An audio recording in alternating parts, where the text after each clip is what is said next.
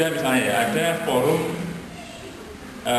persaudaraan umat beriman. Ini kan sebuah upaya untuk mentransformasikan sebuah mendamaikan gitu ya antara beragam umat yang berbeda-beda itu, sehingga mereka bisa memahami nilai-nilai universal itu. Karena memang kekurangannya kan itu sebetulnya. Nah, apa ini juga termasuk kategori transformatif tadi? Ini contoh aja ya. Ya, jadi pada dasarnya ini adalah, saya berpikir ini bukan sebuah ijtihad individu gitu, bukan sebuah konsep yang diciptakan oleh seseorang bahwa ini loh, dari ini konsep jadi yang harus diterima oleh semua umat Islam. Tidak, jadi kalau saya berpikir ini adalah sebuah ijtihad kolektif dari umat Islam itu sendiri yang melihat adanya gap antara nilai-nilai normatif Islam dengan kondisi realitas umat Islam pada masa kontemporer ini, yang ya tidak hanya satu ya begitu teramat sangat memberikan otoritas kepada penafsiran ulama-ulama masa lalu, tapi juga melihat bahwa umat Islam pada masa ini terhegemoni oleh sistem Barat yang menanggungkan ketimpangan itu sendiri.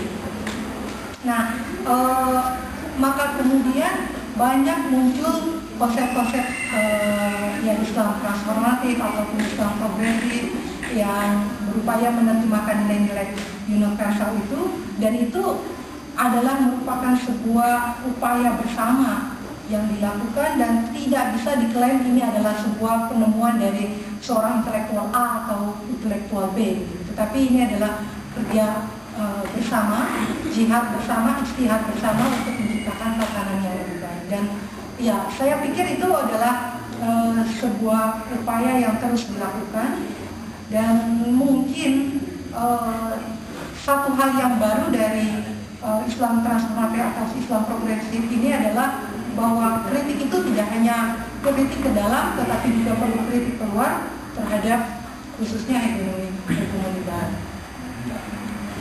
Ya, ada lagi? Yang pertama tentang Islam aja dulu. Istilahnya Islam yang bertransformasi ke sana sepertinya bahwa ada sesuatu yang salah dari Islam ini. Padahal menurut yang saya ketahui menurut bahasa saya, katanya Islam itu agama yang sempurna gitu. Mengapa harus bertransformasi? Mengapa namanya tidak Muslim transformatif aja? Jadi yang transformasi itu umatnya gitu. Yang pertama. Kemudian yang kedua itu, ini bukan pertanyaan tapi keheranan saya aja. Mengapa kita itu sebagai orang-orang pintar ya, itu senang mengkotak-kotakkan diri kita sendiri gitu. Jadi ada yang Islam progresif lah, yang liberal lah, yang transformatif lah. Nanti besok saya akan bikin Islam asimilatif, adaptif, kreatif.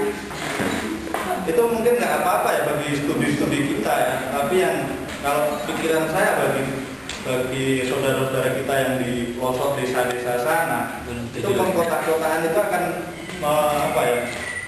memecah belah dalam artian kamu ini penganut si liberal, kamu ini penganut si asimilatif tadi.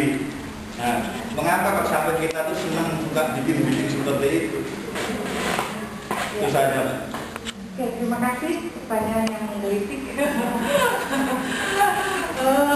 Ya, sebenarnya konsep-konsep yang ditawarkan oleh para intelektual Muslim itu adalah tidak lain untuk menyadarkan umat atau mendinamisasi kembali upaya intelektual umat itu sendiri. Artinya proses intelektual umat itu adalah bisa dilakukan dengan cara berdialog. Jadi kalau kita sudah terima dari sananya, oh ya, Islam adalah agama yang sempurna, al-yauma akmaltu lakum dinakum wa atmamtu alaikum dinakum. Nah, di sini kan kita akan berhenti, oh ya Islam itu sudah sempurna kok, kita akan berdiam diri saja. Kan enggak gitu kan? Bahwa ternyata ada gap antara nilai normatif dengan nilai yang ada atau yang diterjemahkan oleh umat itu sendiri. Bahwa ada gap, ada permasalahan antara nilai-nilai normatif dengan kondisi real umat Islam itu sendiri, bahwa ternyata cara beragama umat itu sudah jauh menyimpang dari nilai-nilai universal itu sendiri yang ingin dibawa oleh Islam. Nah, di sini konsep-konsep semacam ini akan membuat kita bangun, membuat kita kemudian berupaya untuk melakukan ijtihad dan juga jihad, bahwa kita tidak hanya cukup dengan konsep bahwa Islam adalah sebuah agama yang sempurna, tapi bagaimana ada agama yang sempurna itu bisa terwujud dengan baik gitu. Nah, di sini maka konsep Islam liberal, Islam transformatif dan sebagainya adalah merupakan sebuah upaya untuk membangunkan umat bahwa ada permasalahan di sini dan kita harus bersama menjawab persoalan tersebut. Kemudian kenapa tidak misalnya Islam tidak menggunakan misalnya Muslim transformatif? Kenapa kemudian harus Islam transformatif? Ini dijawab oleh Omid Safi ya, saya ikut aja Omid Safi, dia juga mengapa tidak menamakan Muslim progresif, mengapa tidak menamakan tapi bisa memakai konsep Islam progresif. Dia mengatakan bahwa karena memang nilai-nilai itu ada dalam agama, dalam konsep agama. Tetapi kalau dalam Muslim itu ada kecenderungan untuk menyimpang. Nah, jadi kalau misalnya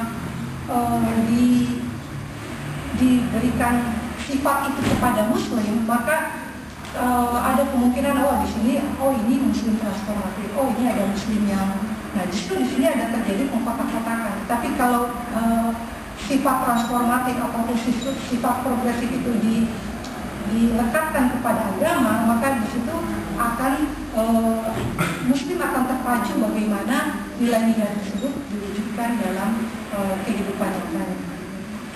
Kemudian mengenai pengkotak-kotakan, saya jadi teringat pada konsep almarhum Nurholis Majid ya, yang menyatakan bahwa janganlah kita terobsesi dengan ukhuwah Islamiyah, janganlah kita terobsesi dengan persatuan umat, tetapi justru nanti akan mengorbankan pluralisme yang akan memberikan kontribusi nyata buat dinamika umat itu sendiri.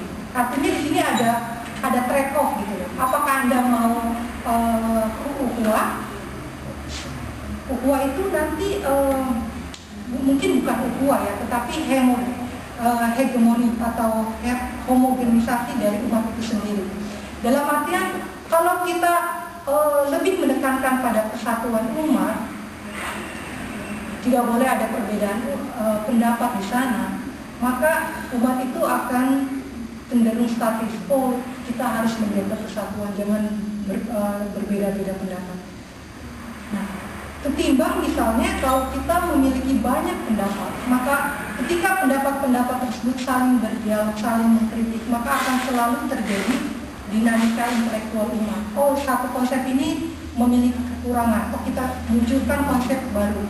Konsep baru itu memiliki kekurangan, kita ciptakan konsep yang lebih baru lagi, yang akan menyempurnakan dan seterusnya. Jadi ini adalah sebuah proses dialektika gitu, yang akan terus menjaga dinamika intelektual umat Islam itu sendiri. Jadi terserah apakah mau ukhuwah, tidak ada kotak-kotakan tetapi umat jumud, ataupun kita terserah, kita bisa berpendapat, kita bisa menggunakan ijtihad dengan menciptakan konsep-konsep baru yang akan menjadikan kajian Islam ataupun umat Islam itu sendiri dinamis. Ini Mbak, dan kayak kita